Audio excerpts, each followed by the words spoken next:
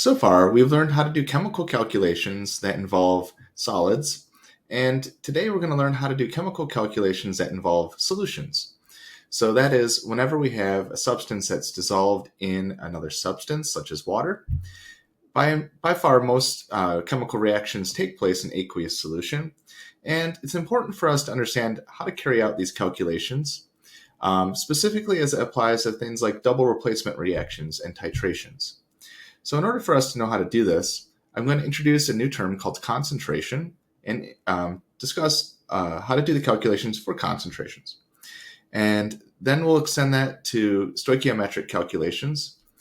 And I'll give a variety of different problems that you can work through with me.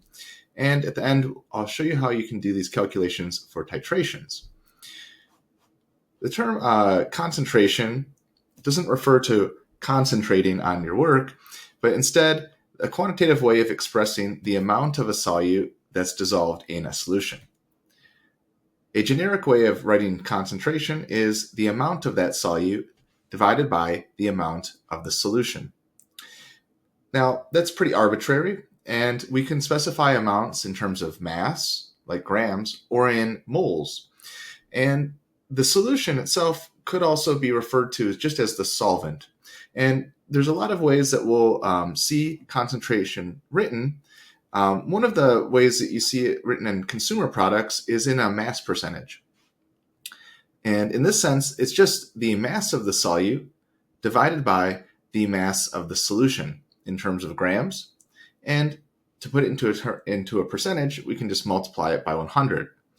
When you write your answer as a concentration, it's important to indicate what type of concentration you're referring to. So for a mass percentage, you would want to end it in %m/m for mass over mass.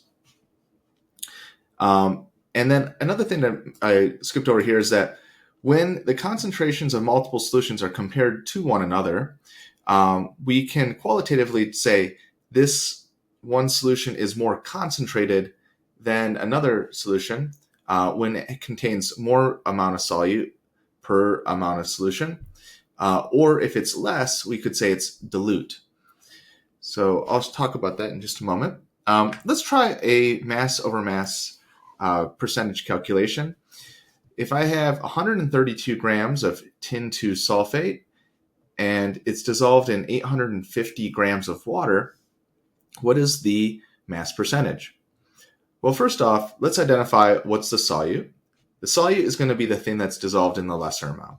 And that, in this case, is the tin 2 sulfate. The solution here is the combination of the solute plus the solvent. So the water here is what the solute's dissolved in. It doesn't necessarily represent the solution. The solution would be the sum of the two masses, and we'll just say that the solution has a mass of 132 plus 850 grams. All right, so if we go to calculate the mass percentage, we'll take the mass of the solute, which is 132 grams, and we'll divide it by the mass of the solution, which we calculated to be 982 grams. And for this, I'm going to be using my calculator a lot today. And then we want to multiply by 100. Well, there. Okay, so 13.4%. And we want to write that it's a mass over mass percentage.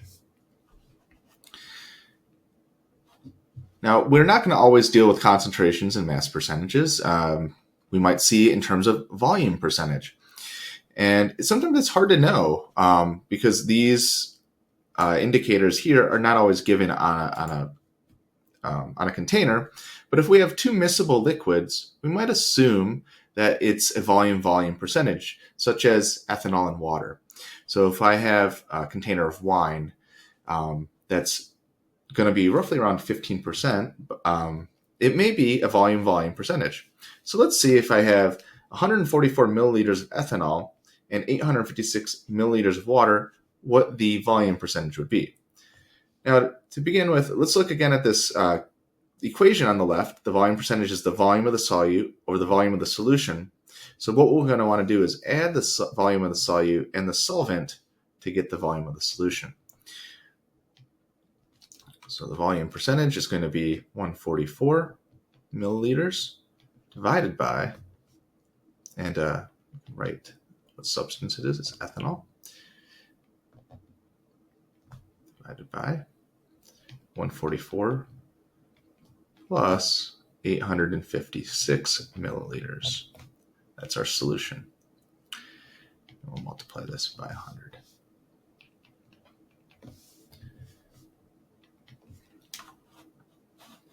Now I put the parentheses down here to remind you that we need to use parentheses, because if we don't, we may end up getting order of operations error. I forget if I press the delete key, it deletes the entire line, so I'll try not to do that again.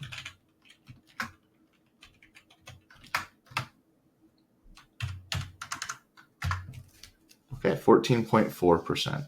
So the sum of these two actually adds up to 1,000. So this one here, if you know it's 1 liter volume, you know it's just going to be 14.4%. Okay, and this is a volume.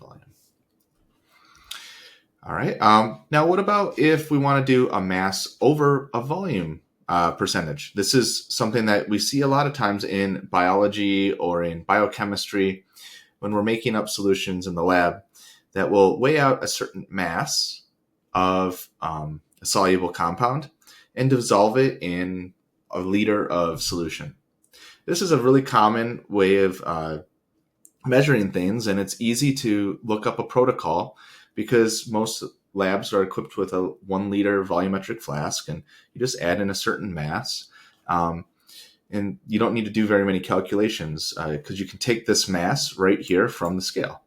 So if I have this compound calcium azide, and that's got an interesting formula right there, and I dissolve it in 1,000 milliliters of solution, what are we going to get as our mass volume percentage? Well, it's actually fairly easy to do here.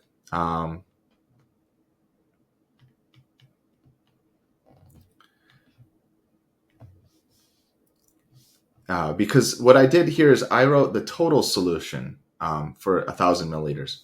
If you use a volumetric flask and you dissolve your solid in there, and then you fill that volumetric flask to the line that's calibrated to 1,000 milliliters, you don't need to worry about any mass contraction. So this is actually a really good way of getting an accurate concentration.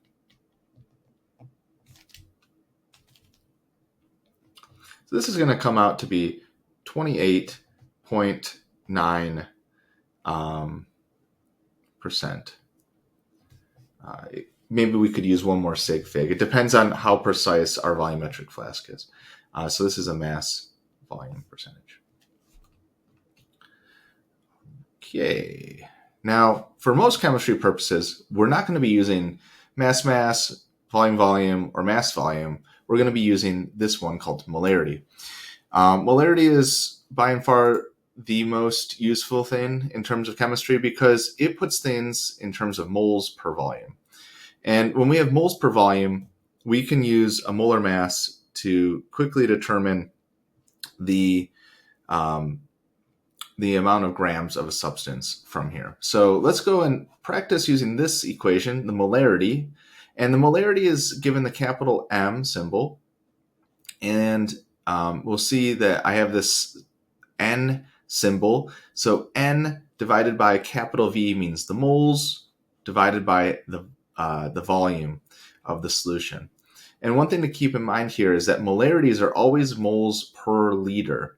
They're never any other different units than that.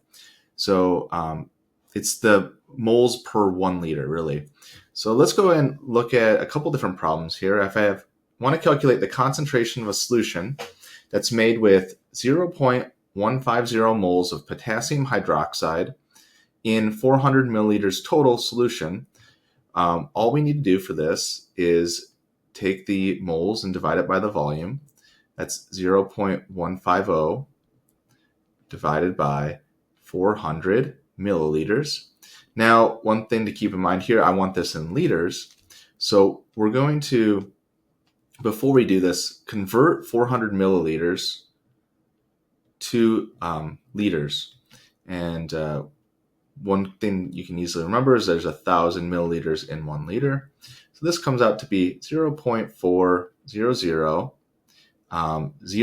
because actually it's 400.0 liters. So I'm trying to pay attention to my significant figures when I do these problems. Now there's no percentage here, so we don't multiply by 100. And the molarity is 0.375. And for a lot of molarities, the molarity is going to be less than 1. If you get a really large molarity, you did a calculation problem, or you have a problem in your calculation. So make sure that you made sure that your volume is in liters.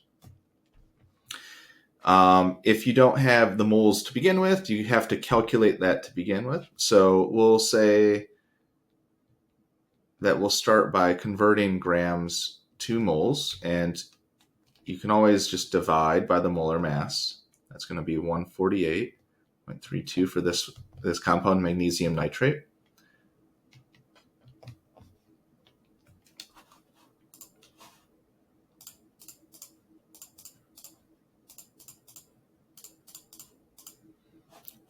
Okay. 0.215.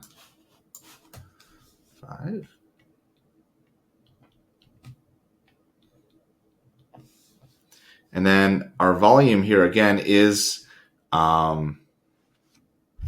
in milliliters. And it doesn't tell us what the... Okay.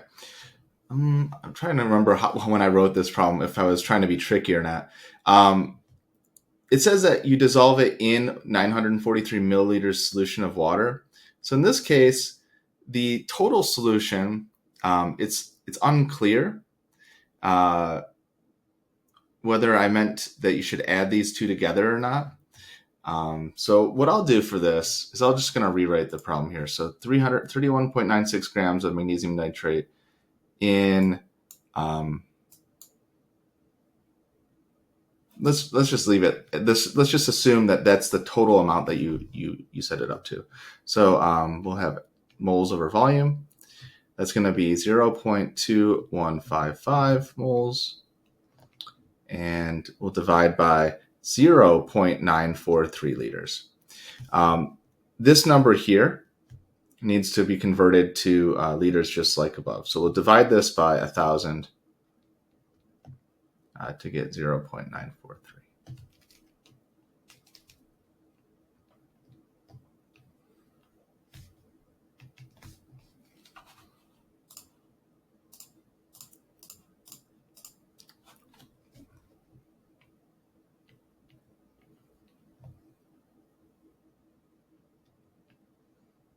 Okay. And we're just writing the molarity here.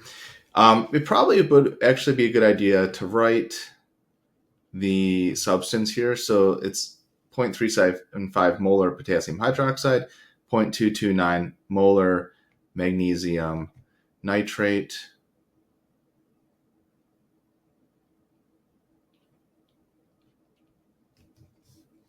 And then what's the concentration of lithium ions in 0.450 molar lithium sulfate?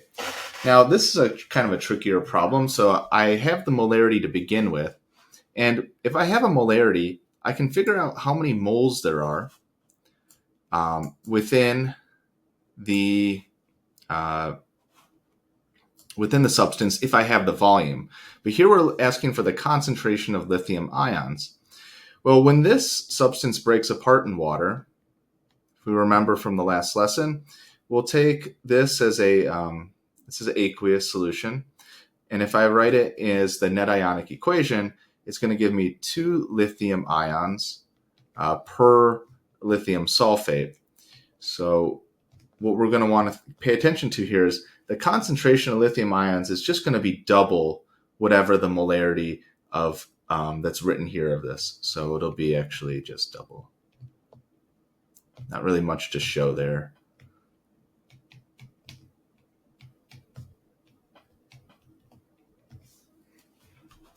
Okay. Now there is another concentration unit that you'll learn it in Chem 112. It's called molality.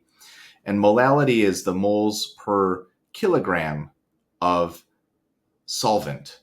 It's a very specific unit that's temperature invariant, because one thing we've learned from our lab is that the volume of a solution will change with temperature because its density will change.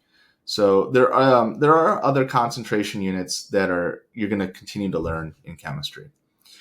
But we don't need to use molality for any calculations in my class. There is one other type of notation I like to introduce. It's the parts per notation.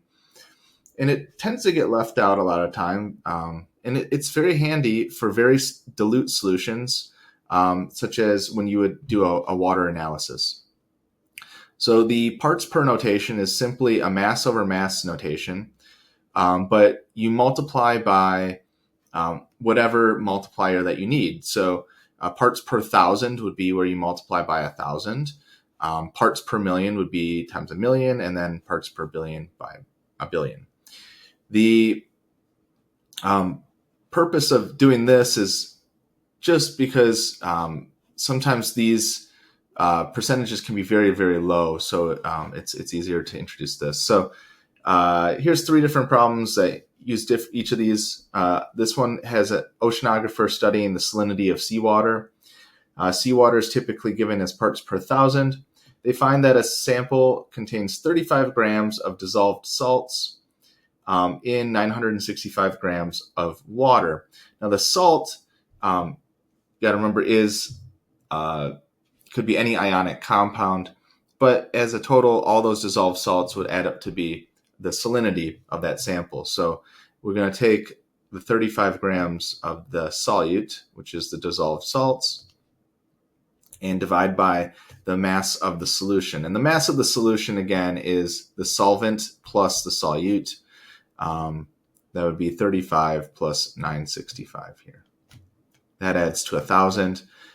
We're going to want to multiply by 1,000, and we'll find that this gives us easy number to calculate.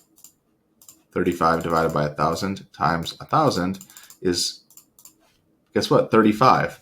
So this salinity value is 35 parts per T, or more accurately, you want to write parts per 1,000, because sometimes parts per T might mean trillion. Okay, so the next one is a water analysis where we have drinking water.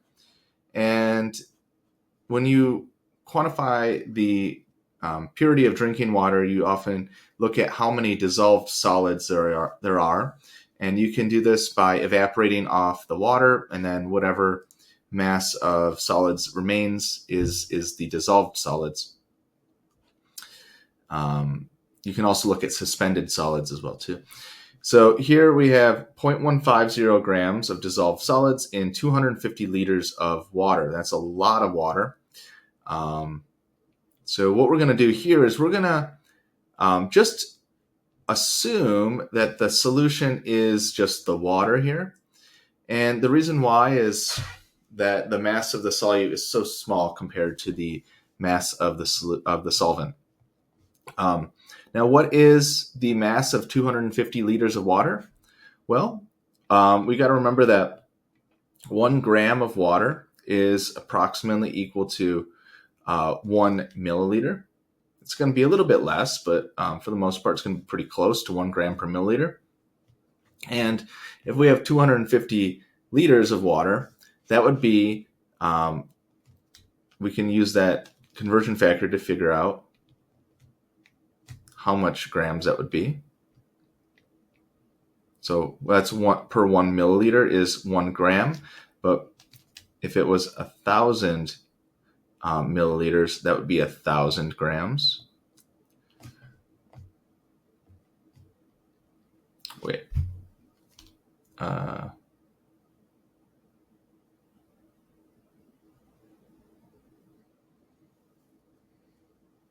Wait, what did I do wrong here? Oh, let's just do it this way. Okay, so if I have 1 liter, that's 1,000 milliliters, and then 1 milliliter is 1 gram. Okay, so that comes out to be 250, and then 3 more zeros. Okay, 250,000 grams.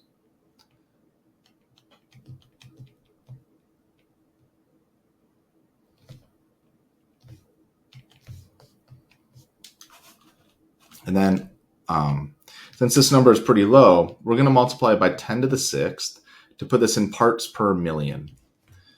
And there's probably a faster way to calculate this. But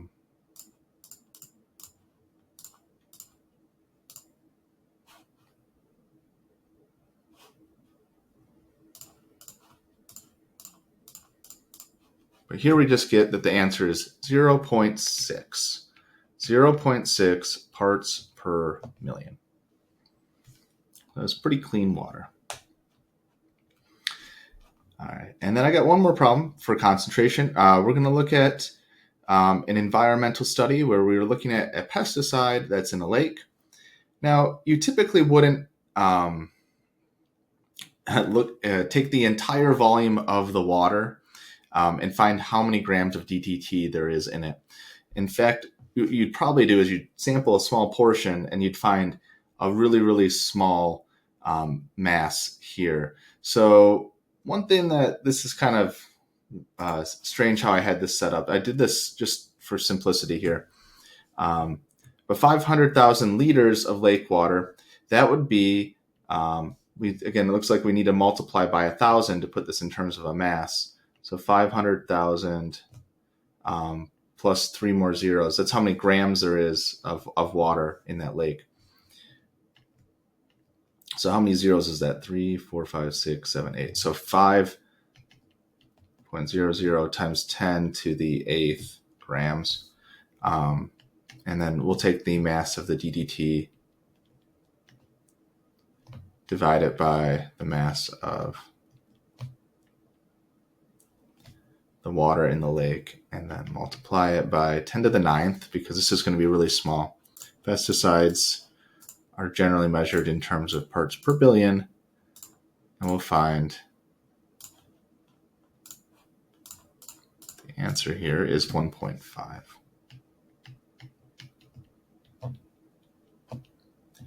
So, well, I won't be asking too many questions on these other notations. I wanted to introduce a very thorough understanding that there's lots of different types of concentrations out there. And we're going to focus on molarity for the rest of this lesson. All right, so before we get into other chemical calculations, let's talk about how a dilution works. And this is important because a lot of times in a research lab, you're going to be making dilution calculations all the time. So there's a lot of quick ways to do this. And I'll show you these. So when we want to prepare a dilution, we're just going to add more water to a concentrated solution to dilute it.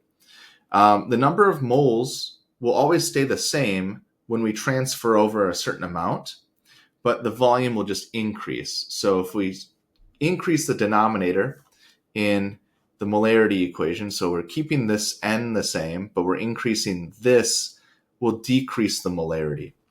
And that's how a dilution works. So if we're starting with a concentrated can of orange juice, and I add 3 cans of water to it, we've done a 1/4 dilution by cutting that concentration um, uh, uh, by 1/4. So I've added a lot of water here now. So in the lab, you'll have volumetric flaskware available. In your lab kit for Chem 111 lab, you don't have one of those. But they're really helpful because they're calibrated to a certain known volume. So you can take a volumetric pipette, which contains a certain volume that you measure up, and then you take that amount and put it into an empty volumetric flask. And then you take your solvent, which will be water, and dilute it to the mark. And you'll end up getting a solution that's, in this case, is a colored compound that becomes much more clear as you add water to it. Another thing that you might do in a research setting is you start with a really concentrated stock solution, and you need to make a really dilute solution. And it's difficult to measure out a very, very small volume accurately. So you'll make a series of dilutions, which is called a serial dilution. So say, for example, we have our stock solution, which we're going to call a 1/1 dilution. And we'll take 100 microliters of that and put it into an Eppendorf tube that can contain a maximum of around 1.5 milliliters. But what we'll do is we'll take 100 microliters. 100 microliters is 0.1 milliliter. So you can see that blue portion down here. And then we'll add 900 microliters of the water, which is what our diluent is. And this will we'll cap it and we'll mix it, usually using a vortexer. And this will prepare a 1:10 dilution or a 1/10 dilution. And we can continue to do that. And each time that we do one of these dilutions, you can see that the volume increases by tenfold. So if you do this 1, 2, 3, 4, 5, 6 times, you've made a 1/1 millionth dilution. And I'll show you one example of this. So here's a couple problems for us to practice. If I have 50 milliliters of a 6.0 molar HCl solution, and I add this to a 1 liter volumetric flask and fill it to the line, what's my new concentration of HCl? Well, you want to make use of the dilution equation, which is C1V1 equals C2V2. Now, the concentration here could be in units other than molarity, but in this case, we have molarity. And what we're trying to find is the new concentration, which is C2.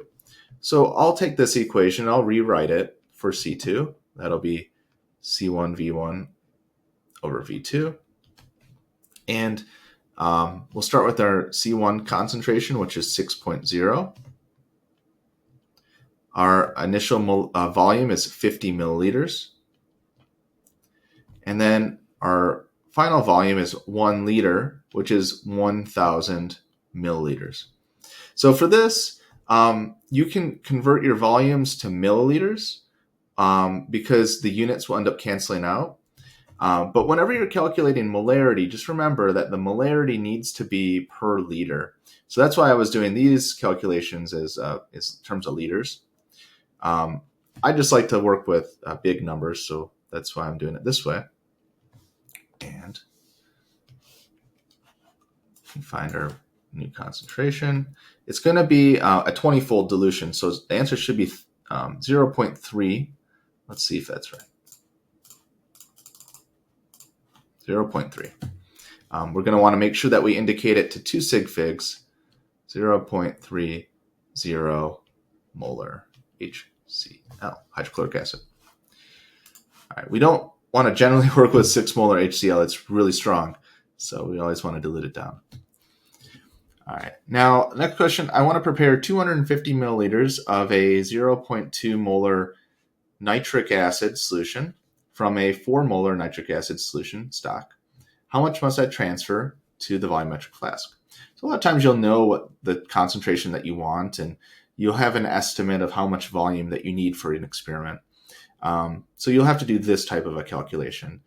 For this, we'll want to rearrange this equation so that we're solving for the volume that we need to transfer, which is V1. So So we're solving for V1 here. So we'll take C2V2 divided by C1. C2 is the new solution. That's 0.200 molar. Our final volume is 250 milliliters. And then our C1 is 4 molar.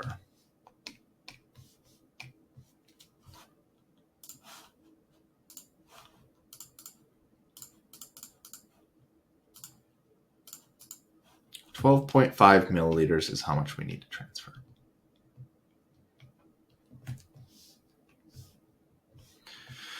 Okay, here's a concentration problem that involves a mass volume percentage. So a physician orders 100 milliliters of 2% mass volume ibuprofen. What stock solution do you need to start with if you used 25 milliliters of the concentrated solution? Okay, so let's break this problem up a little bit. So this is how much volume that we need. Okay, so this volume should be greater. So this is V2. This is how much we use of the concentrated solution. So that's V1. And then again, this is how much we want. So we're gonna start with we're gonna start with a concentration that's greater than this. Now it looks like we dilute it fourfold. So the new concentration should be 4 times as concentrated. So I might not even need to use a calculation to show this, because it should be something that over time if you work with not even but like simple sets of numbers, you can do a lot of these calculations in your head.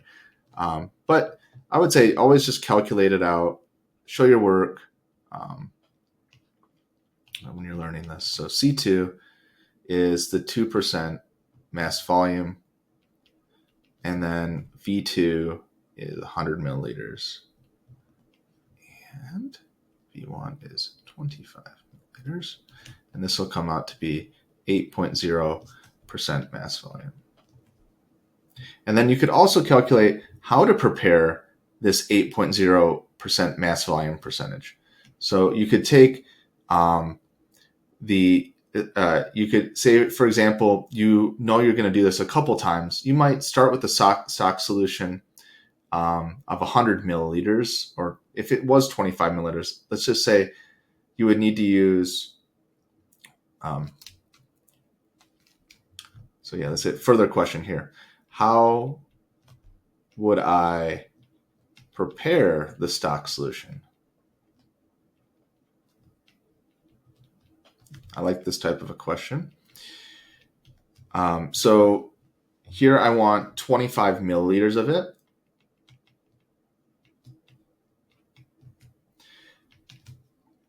So this 8% mass volume, if I set this equal to the mass of the solute, which is the ibuprofen, and the volume of the solution, if the volume of my solution is 25 milliliters, and this is 8% mass volume, remember we're going to multiply this by 100, this comes out to be 0.08 equals X over 25 milliliters.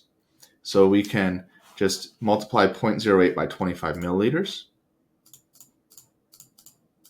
to find that we need 2 grams of this. So you can weigh out ibuprofen because it's a solid, and then dissolve it in sterile water.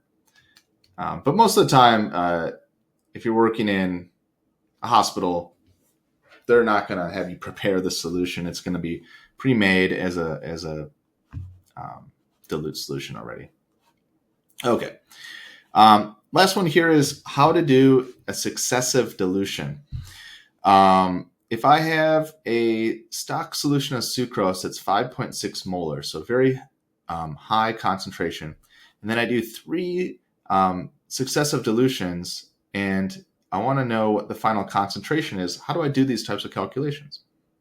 Well, essentially we apply this formula 3 times. So we'll do we'll rewrite it. So we want to first look at the problem that we have. So this here is our C1.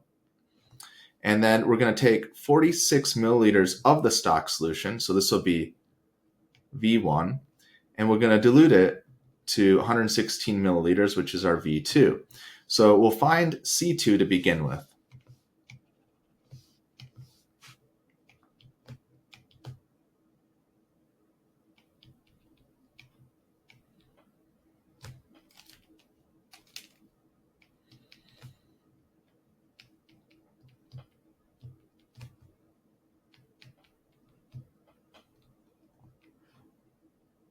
Yeah.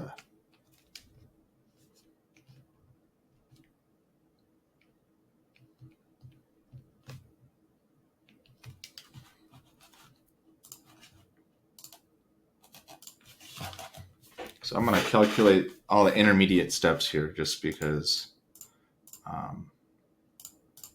it's a lot simpler that way. Okay, so 2.22 is our molarity of solution A. And then what we'll do next is we'll take some of that solution and then dilute it to a different volume. These are kind of weird numbers, right? So I would do something like this just to see if you can carry through the calculations correctly.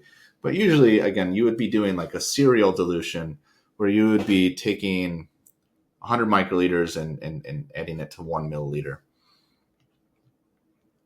So here we're going to take C2V2 equal to C3V3. So now we want to find C3, or that's solution B, I guess. And this will be same kind of deal that we're doing here. So we'll take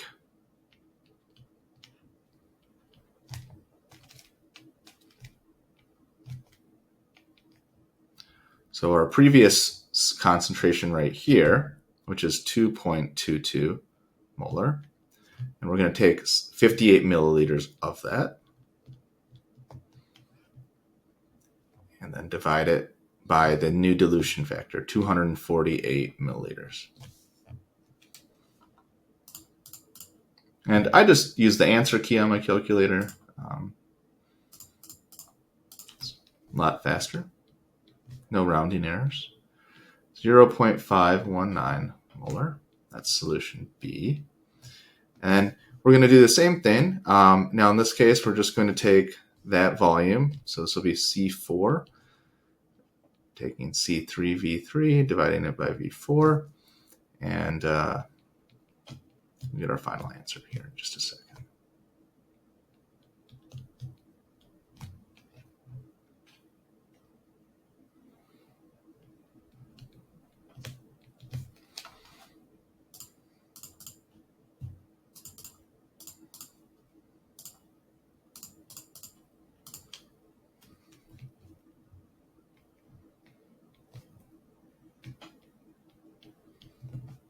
Okay.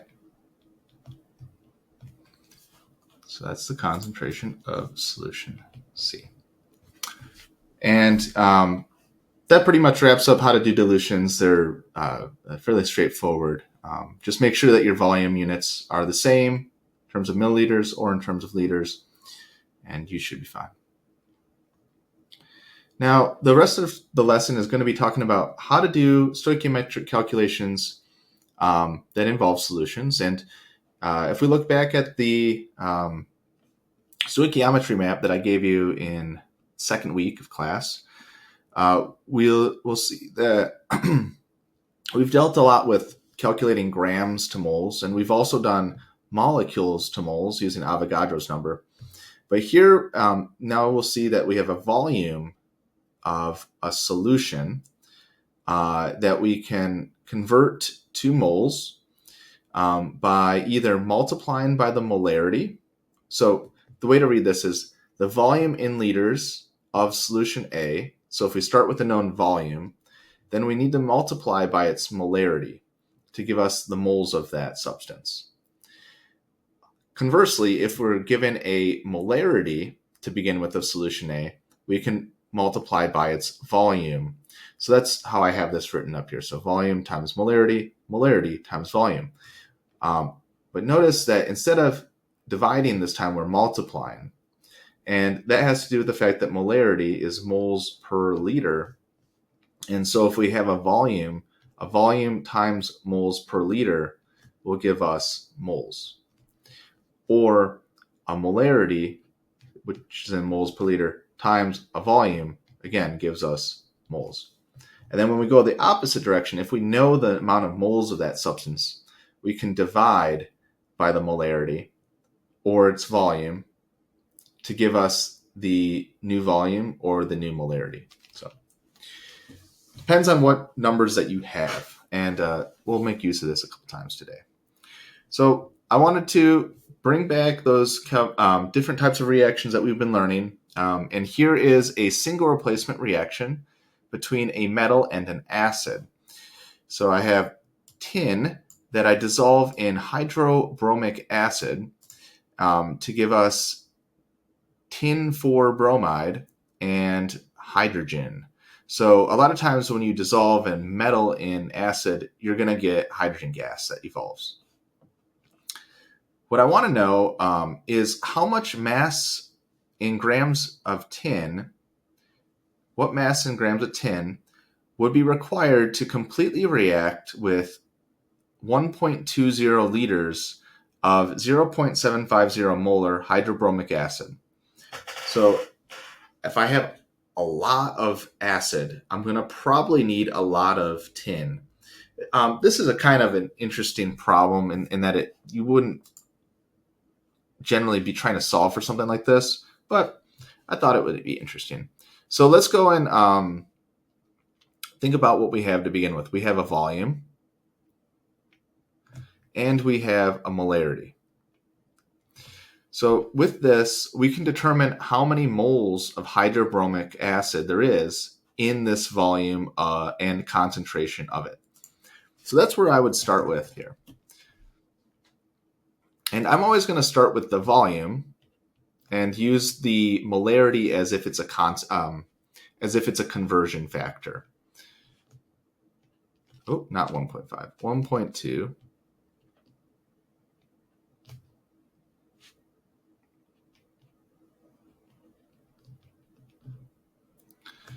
And we'll write it as 0.750 moles HBr divided by 1 liter of HBr. So when you're using active chemistry to do these problems, you'll have to put in 1 down here in the denominator.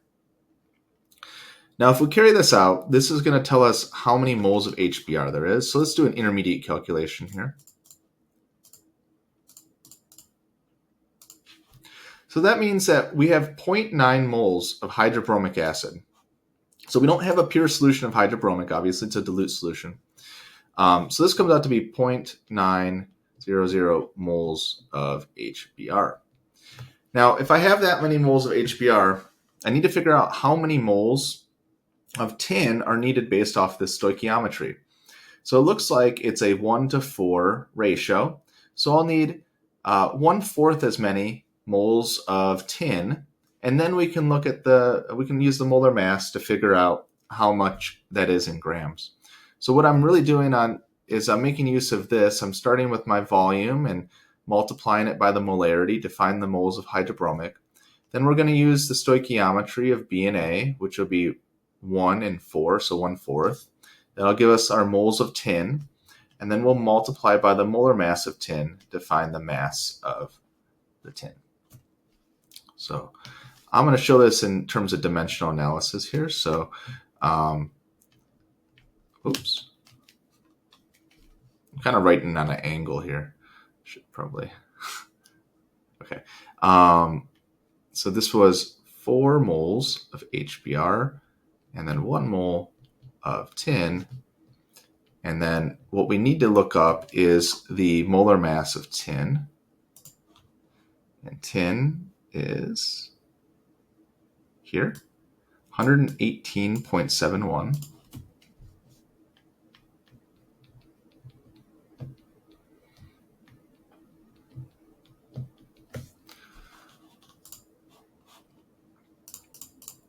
So there will be a set of problems on active chemistry where you have to use dimensional analysis just like this to solve the problems. And I think it's a very good skill to learn how to use. So this comes out to be 26.7 grams. So a little bit less than I was expecting, actually.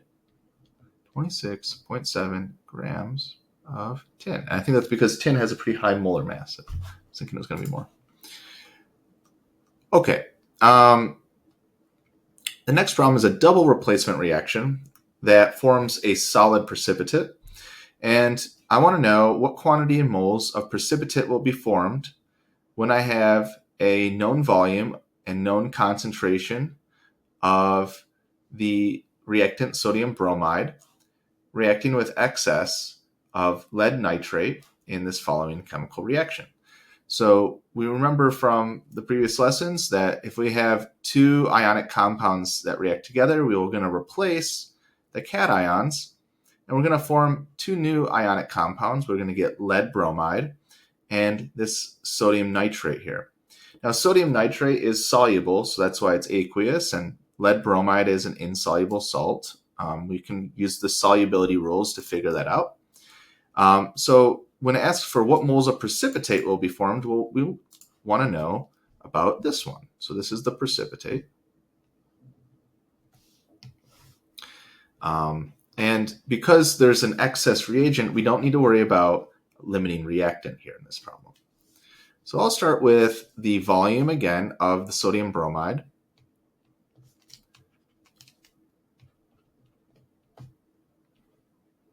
And to start off with, this is a volume here in milliliters. So I can't actually start with this volume like I did previously. I need to first convert it into liters. So I'll do that here using dimensional analysis.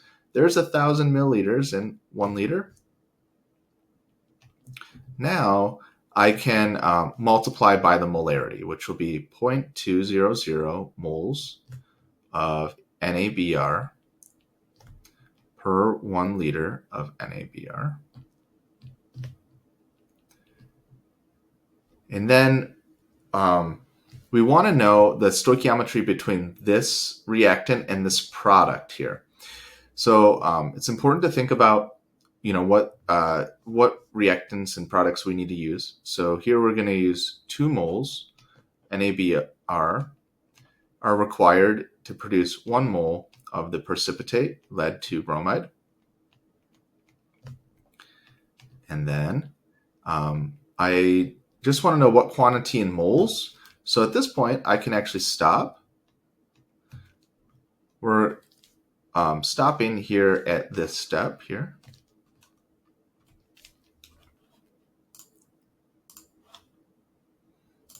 So 100 divided by 1,000 is just 0.1. And then we'll multiply by 0.2 and divide by 2 and get 0.01. 0.01 moles.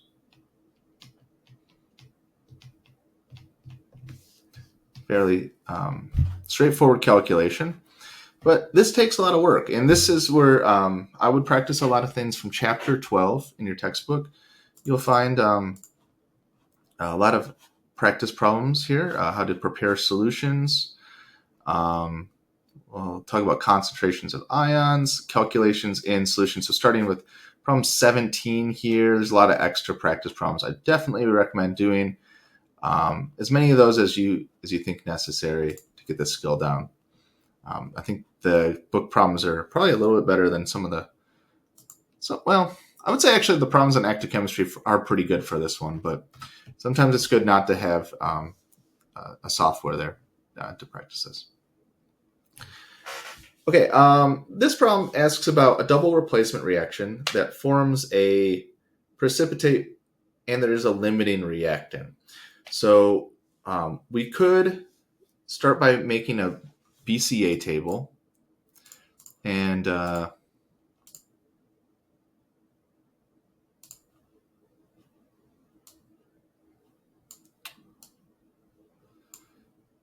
this will help us keep track of everything here.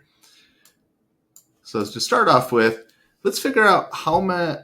Let's just read the problem. What quantity in moles of precipitate are formed when 25 milliliters of 1 molar iron 3 chloride reacts with 25 milliliters of 1.50 molar silver nitrate in the following chemical reaction? Now, on the test, I probably wouldn't give you the full reaction. I'd probably just give you this much, and you had to write the chemical formula and balance it and determine which one of these is the precipitate. So the precipitate is the silver chloride.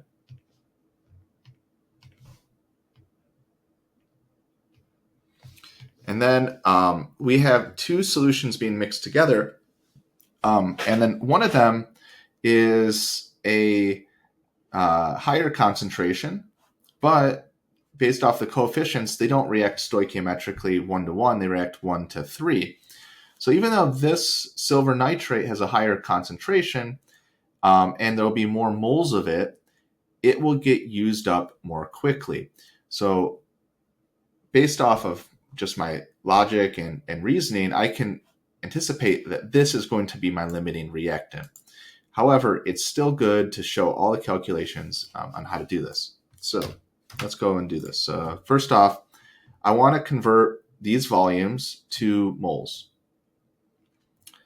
So 25 milliliters of 1 molar iron chloride. Well, we need to first divide by 1,000 to put it into liters. And then we can multiply by the molarity, which is, remember, moles per liter. So if you see big M, think moles per liter. So this will come out to be 0.025 moles. And then for the other number here,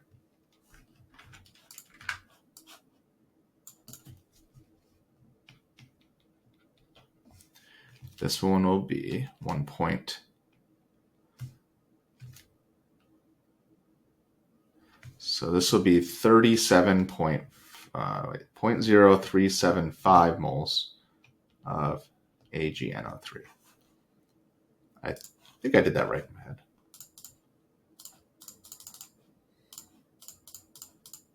Okay. So we'll put that in here.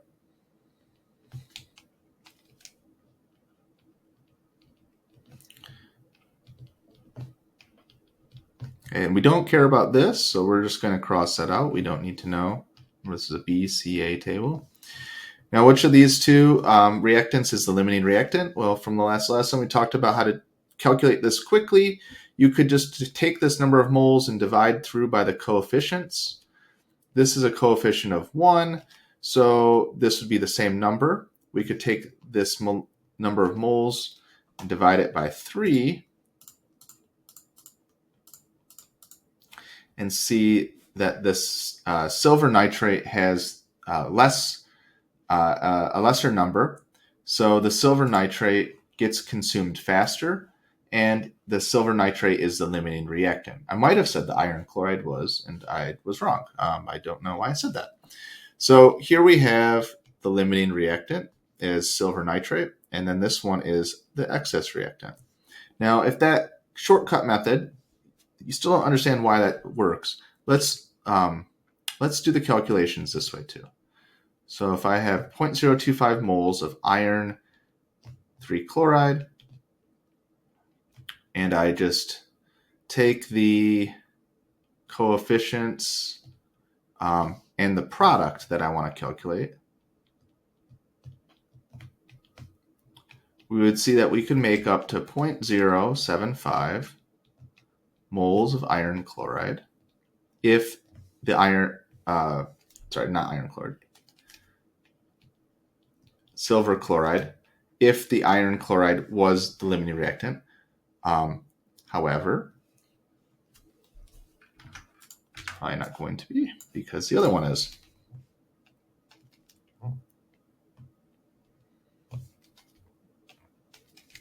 I don't know why I copied that.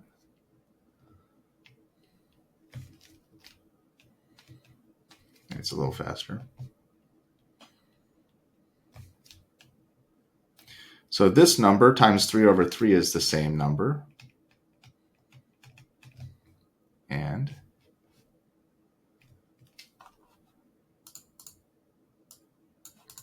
this here is our final answer.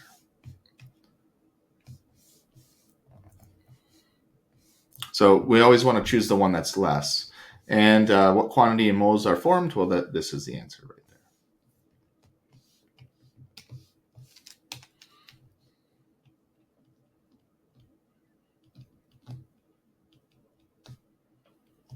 I'll just fill out the table here.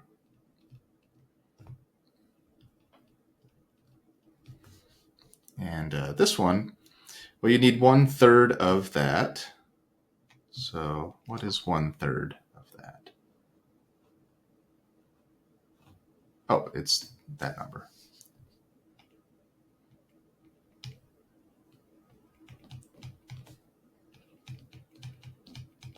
Okay.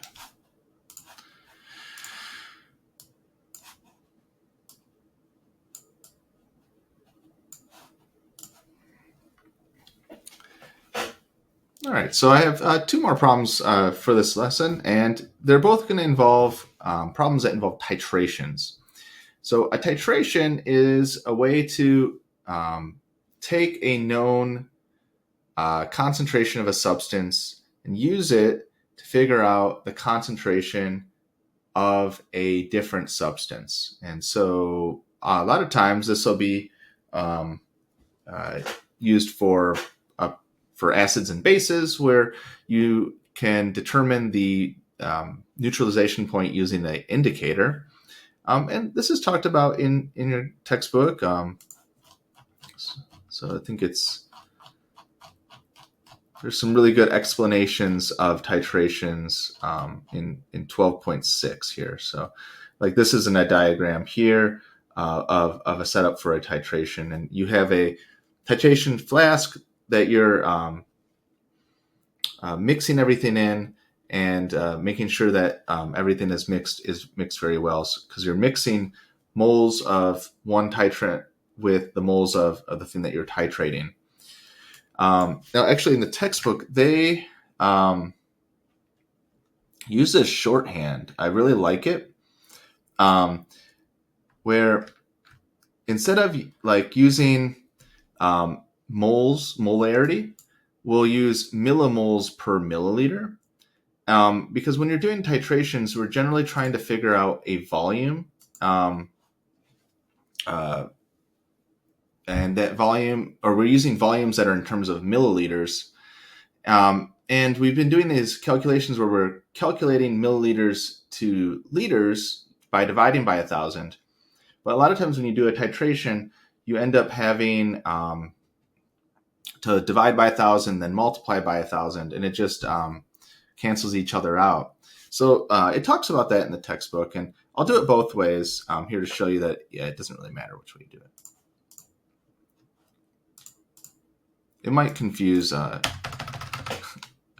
instructor in the future or something, but I like it.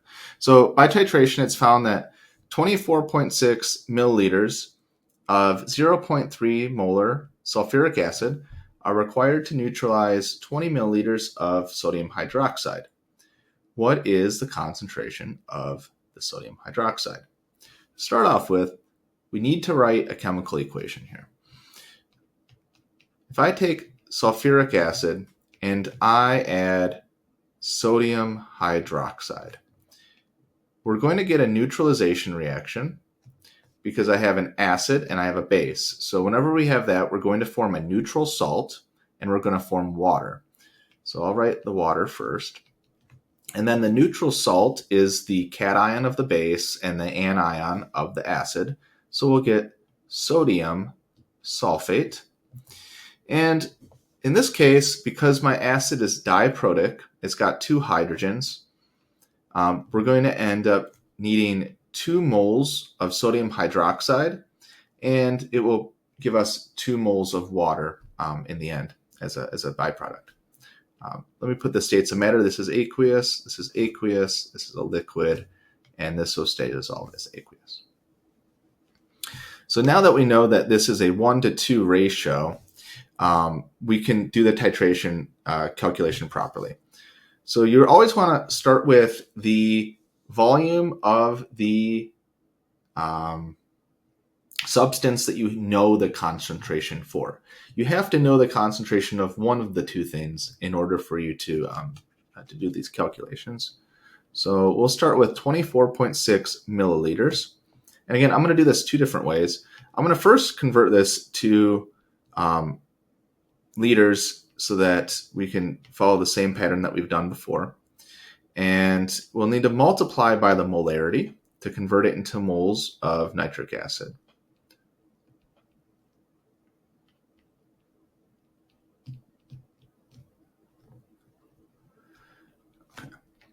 Now, to figure out how many moles of base are needed to neutralize it, that's where the chemical equation comes in, the stoichiometry part.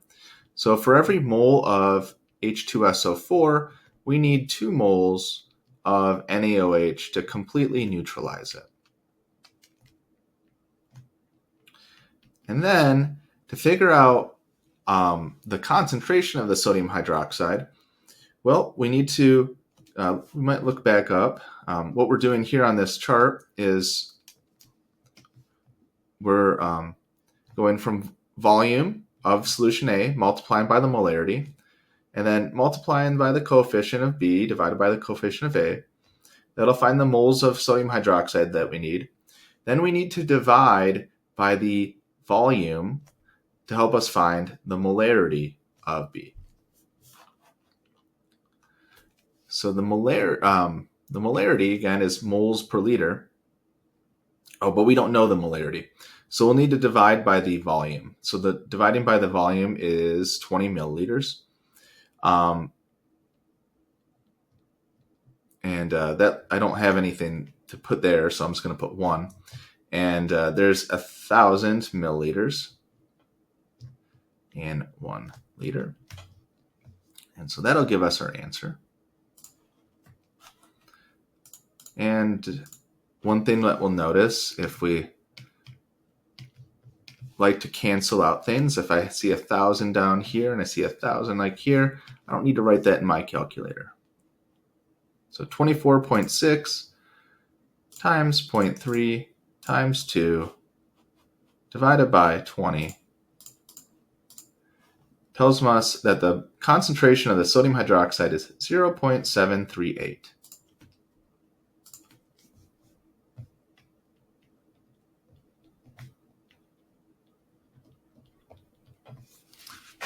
Okay, so that is one way of doing this problem. But let me show you the kind of shortcut here. If both my volumes are in milliliters, we can skip this step by writing 0.300 millimoles. Oops. What did I do here? That's a mistake. This should be 0.3 moles per liter. We could write 0.300 millimoles per milliliter.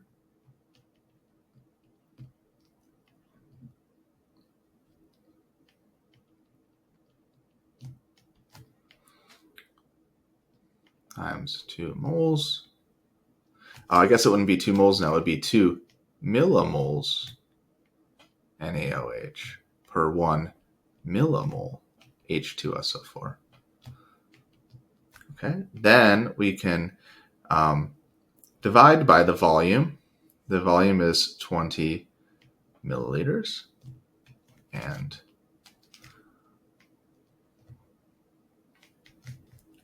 what we'll end up getting is 0.738. If we look at just the units and how they cancel, milliliters cancel, millimoles of H2SO4 cancel, and we end up getting millimoles of sodium hydroxide per milliliter. So millimoles NaOH per milliliter is the same thing as 0.738 molar NaOH. I don't know if that saves any time. I just wanted to point that out because sometimes we're doing calculations, especially later on in Chem 112. This can be helpful to avoid doing a lot of these unit conversions. Okay. Last problem is to figure out an unknown molecular mass from a titration. And this is talked about in 12.7 here. It's an interesting problem that I never thought about until I was teaching Chem 310, OChem 2 lab, and we had to calculate a molar mass using a titration. I didn't really know you could do that, and it is something that we works out pretty well. So let's say that we have a 1 gram sample of an unknown acid, and it's dissolved in water to make 100 milliliters of total solution, and it's neutralized with 0.250 molar sodium hydroxide. The volume of sodium hydroxide that's required to neutralize the acid is 66.6 milliliters. Assuming that the acid only has 1 acidic proton per formula unit, what's the formula mass of the acid? So let's write out a generic formula of this problem that we're working with. So I have an acid with 1 proton per formula unit. So I'll write it as HA, as above, like we had the acid is, this one was H2A because it's 2 protons per acid. So this will be HA. And then we have our base, which is NaOH. And then as a result, we'll get water, and we'll get the conjugate acid, the neutral salt, sorry, which would be sodium, and then whatever the conjugate acid of the acid is, or the conjugate base of the acid is, so NaA. All right, so what we're focused on here is that the stoichiometry is 1-to-1 for this problem. It may not be 1 acidic proton. This is an assumption. In that case, you'd have to compute multiple formula masses.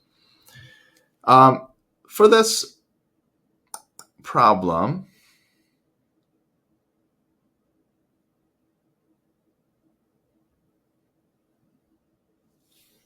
we know the concentration of the sodium hydroxide.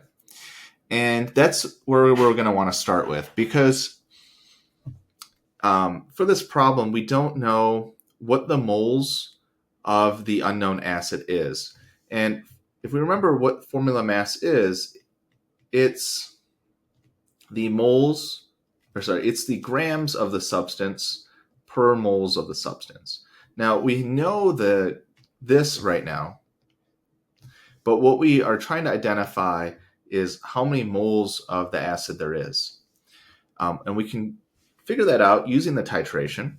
So we'll start with the known volume and the known concentration of the base.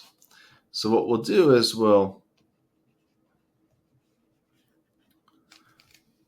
start here with our volume of our base. We'll multiply by its molarity. That'll give us the moles of the base. The coefficients here are 1 and 1. So that'll basically be the same amount of moles of the unknown acid that there is. And at that point, that's what we're trying to find, because we have the mass of that acid that we put into solution.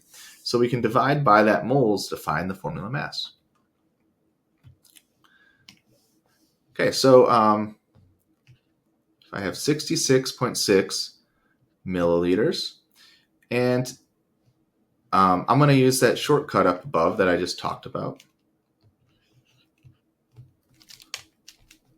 And let me try to be a little more formal here. Milliliters of sodium hydroxide. Okay.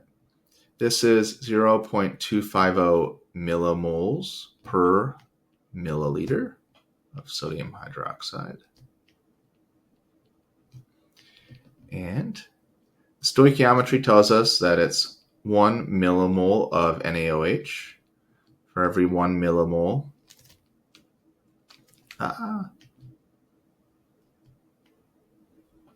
of the unknown acid, HA. And what we do know is that is where we need to stop. So we'll stop there. So 66.6 times 0.25 is 16.65 millimoles of HA. And we have the formula mass is the mass in grams divided by the amount in moles. So here I might want to convert this back to moles.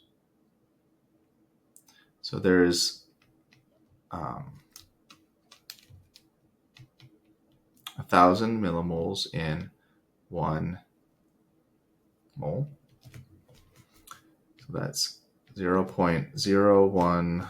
So I got to move this over 3 times. 1, 2, 3. 1, 2, 3. Okay. And then define the formula weight, formula mass. It's going to be the mass that was weighed out, 1.00 grams, divided by the amount of moles that we calculated.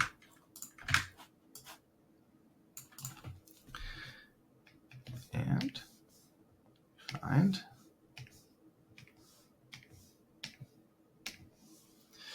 that I need to multiply by 1,000. Okay, so it should be 60. Let's do this one more time. So 16.65 divided by 1,000.